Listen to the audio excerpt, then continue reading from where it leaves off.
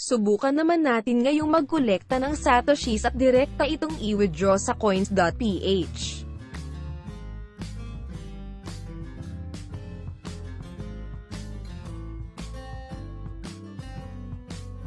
Ang makokolekta nating coins mula sa faucets gaya ng ADBTC, ay i-withdraw natin diretso sa Coins.ph Bitcoin wallet.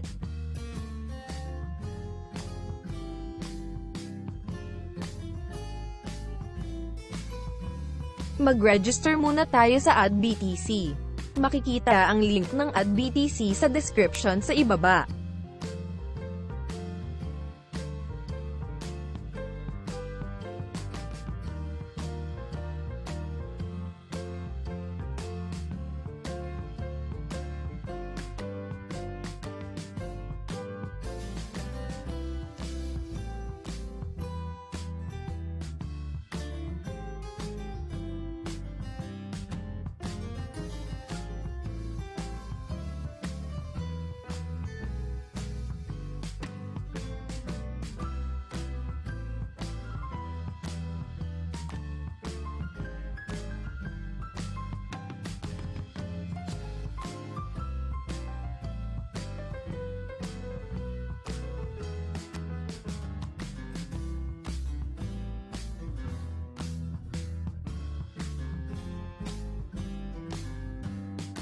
Kapag na-fill up na ang form ay i-click lang ang sign up button para mag-register.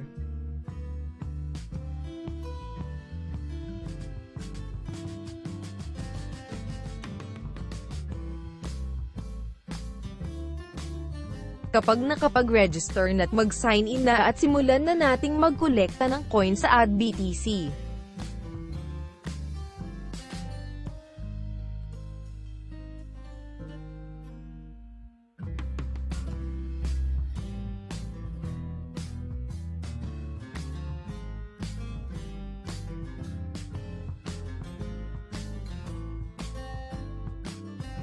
Ang aking ADBTC account ay may naipon ng higit 33,000 satoshis.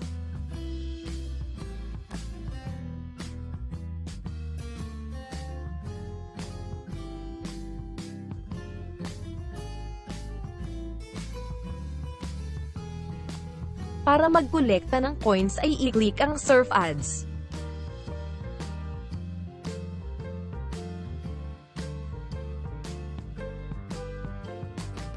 At i-click ang Open.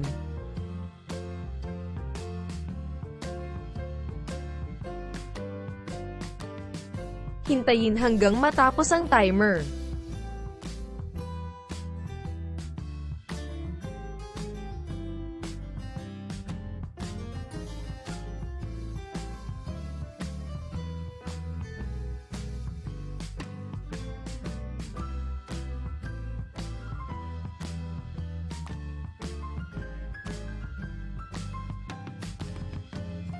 Pagkatapos ng timer ay idadagdag ang coin sa balance mo.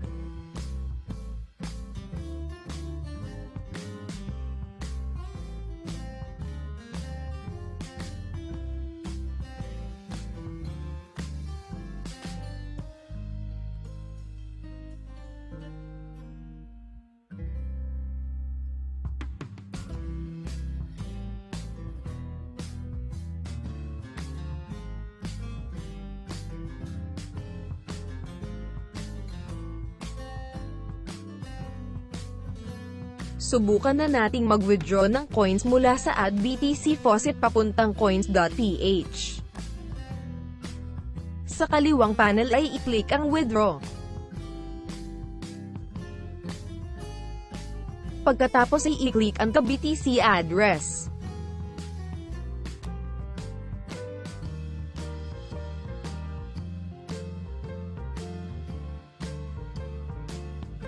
Ang minimum balance para makapag-withdraw mula sa ADBTC papuntang Coins.ph ay 25,000 satoshis.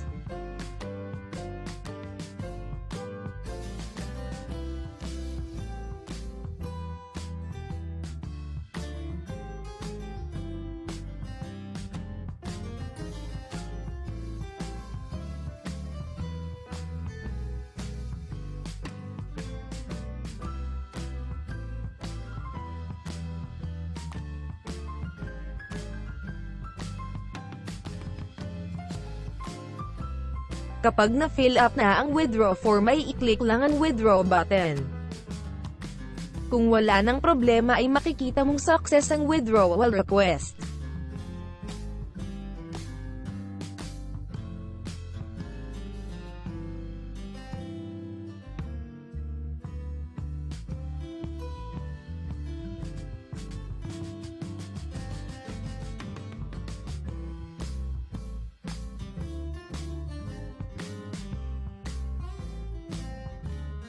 Aabot sa 3 araw bago makarating sa Coins.ph wallet ang ating withdrawal.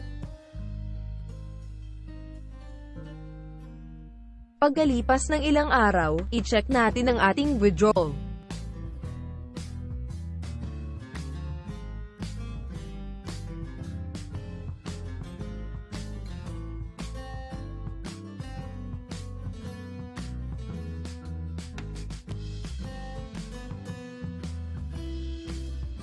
Makikita natin ngayon na paid na ang status ng ating withdrawal.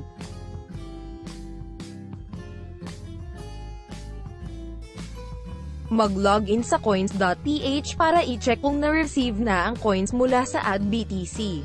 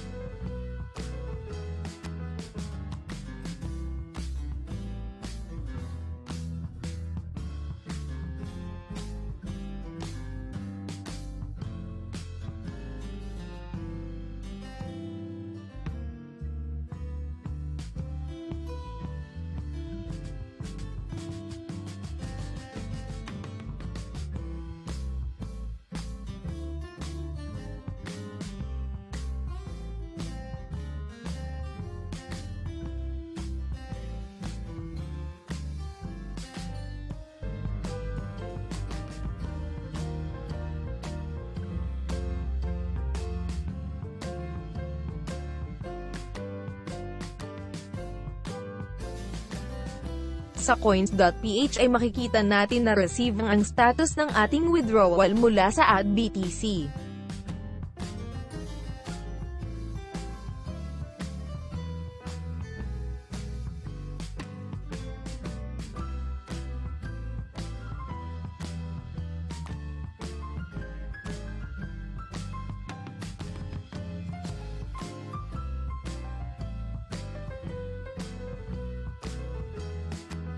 After 3 days, check natin ulit ang ating withdrawal.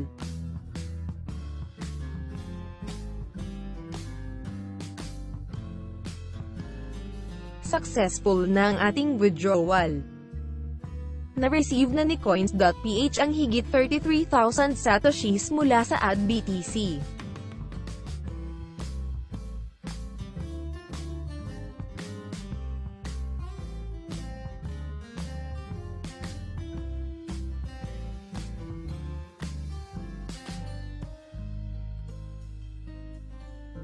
Salamat sa panonood. Don't forget to like, share and subscribe.